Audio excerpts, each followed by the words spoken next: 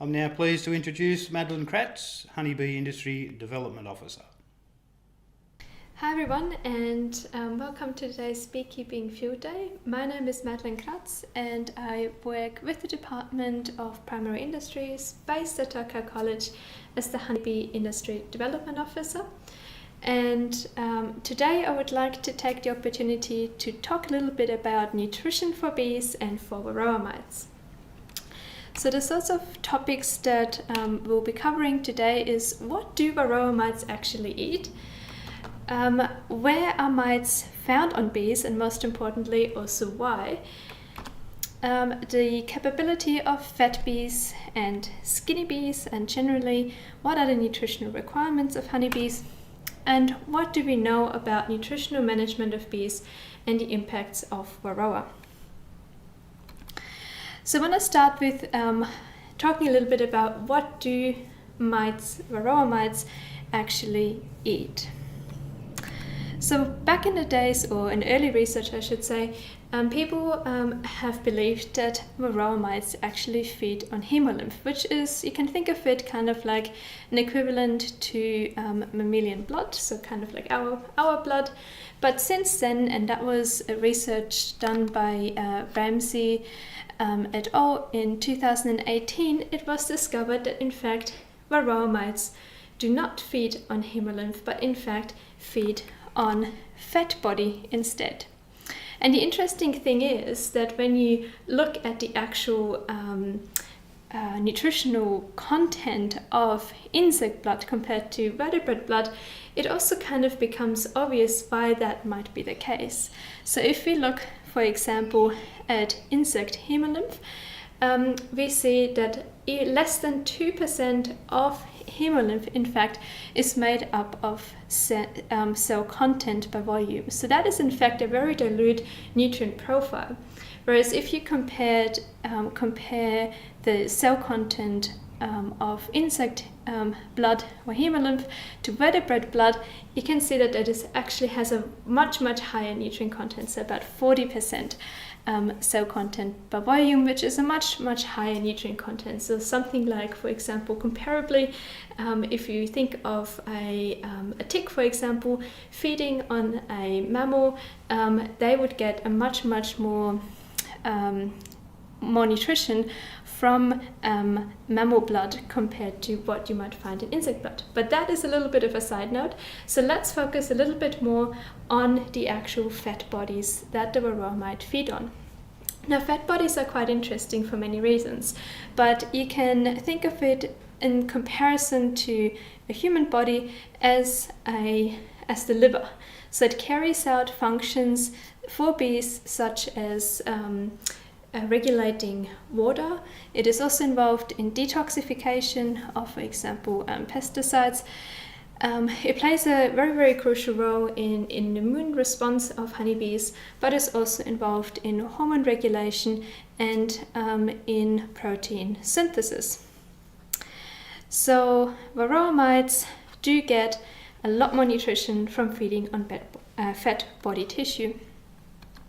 And in the process, they also transfer viruses, and that's where Varroa can have a very significant impact on the health of honeybees and the colony. So where are those fat bodies found? The fat bodies are found mostly, or they are found in the abdomen of honeybees, but mostly in nurse bees and winter bees. So they are the two types of bees that are adult bees that have very high fat body stores. And there is also a reason for that, because nurse bees, they are the bees that feed all colony members. So they are the ones that need to be able to process a lot of protein, a lot of nutrients to be able to simply feed the next generation of bees. The winter bees need to have that extra storage of nutrients to be able to survive for that longer period throughout winter and have some nutrient reserves to be able to make it into spring. So in this image you can see an example of on the left of a forager bee and on the right of a overwintering bee or a nurse bee, and you can really see very visually how the fat bodies on the right side of the image are much more developed than for forager bees. There's also fat bodies are also quite or can provide a nutrient source for Varroa when they feed on immature bees, when they have entered the cell just before it's being capped, and then you have the developing larvae and the next generation of bees hatching from those cells. So this is when the Varroa can also be feeding off those fat bodies of immature or developing honeybees. There's one other thing I would like to point out as we go through this talk, because it will become important later, is that you can also think of this image of fat bodies from comparing it, in this case, foragers to winter or nurse bees, but you can also think of it as well-fed bees on the right-hand side. So this is what you would be expecting compared to undernourished bees on the left-hand side, or skinny and fat bees if you like. And we'll talk a little bit more about their capabilities in a moment. Now, first I would like to come back to Varroa. So where do we find mites and why? Now, thinking if I was a Varroa mite, I would like to be as close to my food source as possible. So I would like to ask you, what do you think is actually wrong in this image? Where is this mite located? And I think this is sort of a little bit of a misleading idea, because most of the time, any articles, books, images we've seen, quite often the Varroa mite is actually displayed as in hitching a ride or sitting on the back of the thorax of honeybees.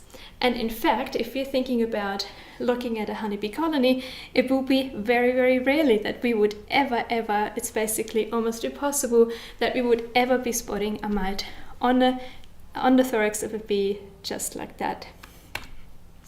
So there is, in fact, people have studied how likely it is that we would find Varroa mites in different parts of the body of honeybees, and there is actually only just about 1% chance that you would ever find the mite on the thorax at the back of the bee. So where are they found? So now we are looking at the underside of the bee. So it's the abdomen, but from underneath. And the Varroa mite, so you can see just in the top part, is nicely tucked into the abdomen right there.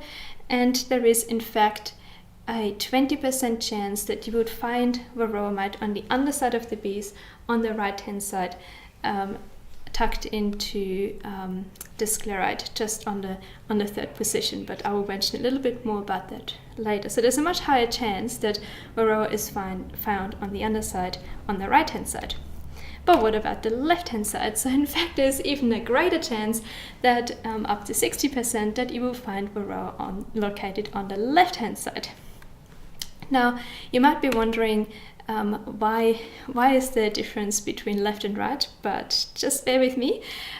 Just quickly, Varroa mites, of course, can be crawling on bees at other body parts of the bee at other points in time, and there is about a 4 to 6% chance that you might be finding Varroa mite crawling on the bee, or sort of trying to get to the abdomen, to fat bodies, potentially on different parts, but those chances are still very low, as you can see right there, 4 to 6%.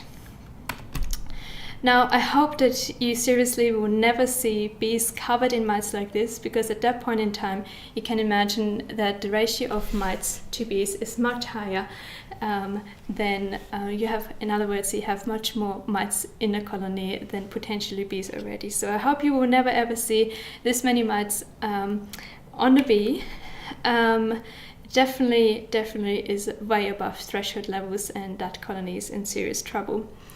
But what I would like to have a quick look at is, why is that difference between 20 to 60% on the bees. And why is it actually more likely that Varroa mites are found on the underside of the abdomen of honeybees? And this is why it makes it so hard to be able to visually see Varroa mites in a colony on live bees. So researchers have found that there is in fact a larger deposit of fat body tissue on the underside of the bee's abdomen. And they found that Varroa mite likes to sort of tuck itself into the third segment of honeybees, and that is because it provides the best access. And in terms of being a larger pocket, I guess you can imagine it a little bit, but it also at the same time protects mites from grooming behavior from honeybees, where they're trying to maybe potentially try and brush off those mites off their bodies. But the interesting thing is still, why is there such a greater chance to be finding Varroa mite on the left side of the body versus the right side? And we still don't quite know why that is, but the theory behind it, or what people are hypothesizing, is that potentially it might have to do with the difference in the biochemical makeup of that fat body. So potentially what that means is in different regions of the fat body there might be slightly different makeup of that tissue that might be more or less attractive to the mite. So all of that is really quite interesting to see how mites are actually quite clever in terms of where they would attach themselves and where they would be feeding on honeybees. So there's definitely a reason why they are so difficult to see. But bringing that back to the function of the fat body, so we can now see, yes, mites feed on fat bodies, they attach themselves in certain locations, but what does that actually mean in terms of the effect on honeybees and their health? Because at the end of the day, as I think and I hope I have already convinced everyone, that the fat bodies play such a crucial role for honeybees in so many different ways and functions, that they would have a big impact. Varroa feeding on the fat bodies, essentially feeding on the liver of the honeybees, must have a big impact on honeybees.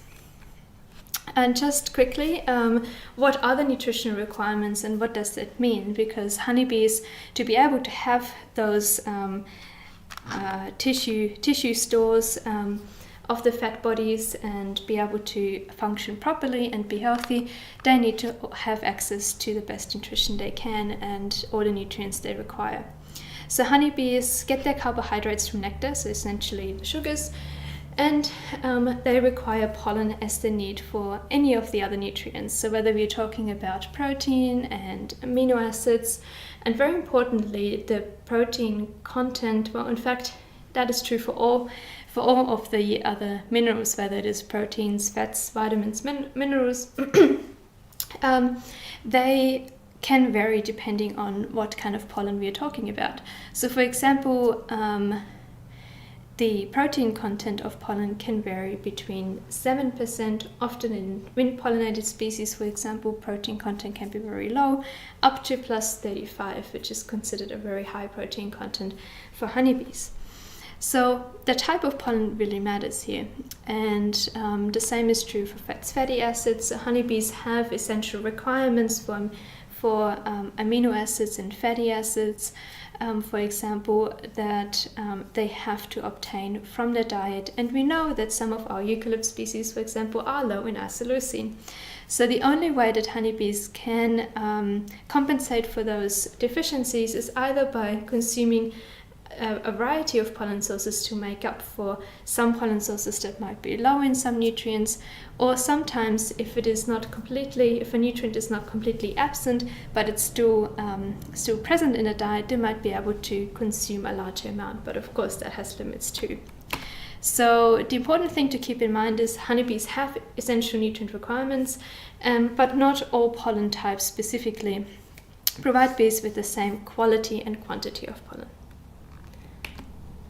But what does that mean again in terms of how does the nutrients that the bees need turn into the health of the bees and what they're capable in terms of performance? Because at the end of the day, it comes down to also what can the bees, how well as a colony can the bees perform.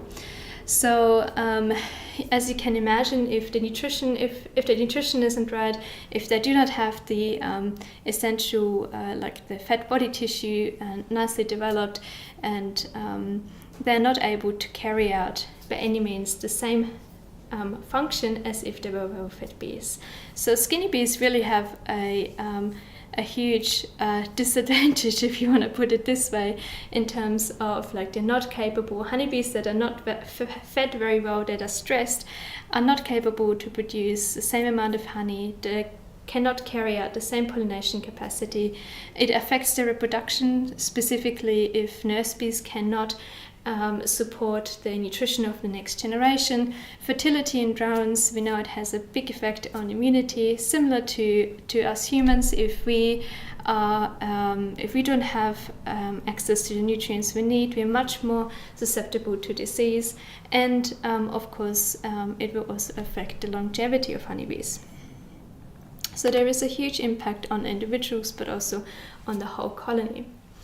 So now we're talking about a nutritional stressor. So honeybees can be stressed if they do not have access to the nutrition that they need. And this is where Varroa is celebrating, because that is where Varroa comes in. In fact, I should say the viruses are celebrating, because at this point in time, honeybees become much more susceptible to the viruses that the Varroa is transferring. So we know that, for example, adult bees that have been parasitized during development, so when they were still forming maturing in the cells, they show suppressed immunity as adults. They are also more susceptible to various pathogens. They have reduced longevity and reduced body weights, and they are not able to compensate for those impacts that they have been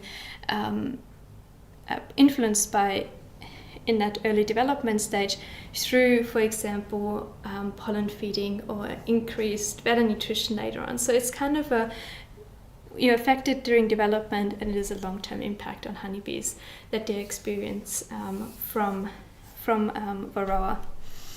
And in fact, there is a study that has also looked at overwintering survival. So they have looked at they had essentially two groups of colonies, and one of those groups has been supported with additional pollen that was fed to make sure that they have access to all the nutrients that they need, and other colonies weren't fed, and that was in the autumn, so they just before the colony was going through winter. And they found that there was a significant impact of bees, of the overwintering survival of colonies. So hives that were fed did perform much better compared to hives that weren't fed. But the interesting thing is that they state that it is, and this I think goes to show that it is again very similar to human environments in ways, because they found that not necessarily is there a difference between virus levels, like viruses are still around, but the bees had a much greater tolerance or resilience to fighting those viruses when they had increased immunity and good nutrition. And similarly to us humans, if we are exposed to bacterial viruses every day, but it doesn't mean that we get sick all the time. So once honeybee colonies are stressed, whether that is through nutrition, which plays a crucial part, or for other reasons, they are much more susceptible to things such as viruses. So pollen feeding can also increase the longevity of workers that have been parasitized during development. So this was shown by another study. So there is a benefit to pollen feeding. In this case, the two studies have shown through prior to going into winter, but also through Okay, maybe we can cut those last two sentences out. So just quickly, I want to mention a study that I'm currently leading. So we're looking at supplementary feeding practices in honeybees, and specifically we are interested in the costs and benefits of supplementary feeding. So how can beekeepers use supplements, whether that is for a nectar or a pollen shortage, to support honeybee health, or to use it as a tool to grow hives or to increase hives productivity in preparation for pollination services, which are on increasing demand, or also for honey production. And of course, with Varroa being around, nutrition will become more important than ever. And this is a 4-year study funded between DPI and AgriFutures, and we are only just under 2 years into that, just over 2 years into that study. So that is still ongoing. So in summary, we can say that there is mites. Varroa mites do have a preference for where they attach to honeybees, or where they feed on honeybees, and specifically they're interested on the underside of the abdomen, because that's where the higher concentration of fat bodies are found. Fat bodies play a crucial role in honeybee health, and well-fed bees are much better equipped at dealing with Varroa and its associated viruses. So understanding and supporting bees in their nutritional needs is really key in having healthy colonies. And that starts by understanding the nutritional availability, so floral resources on specific apiary sites, but also colony needs during different times of the year, different seasons, and so on. So with that, I would like to say thanks for listening, and if you have any questions, please feel free to contact me. Thanks.